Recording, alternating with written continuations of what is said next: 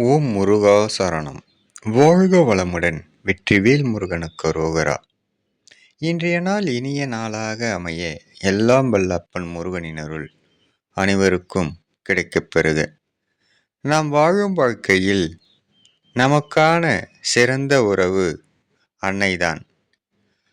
அம்மாவை இழந்தவர்களுக்கும் அம்மாவை பிரிந்து வாழ்பவர்களுக்கும் அம்மாவே இல்லாதவர்களுக்கும் தெரியும் அந்த இடத்தை இன்னொரு உறவால் ஒருபோதும் நிரப்பவே முடியாது என்று. அந்த உறவு நம்மிடம் எதுவுமே எதிர்பார்க்காது.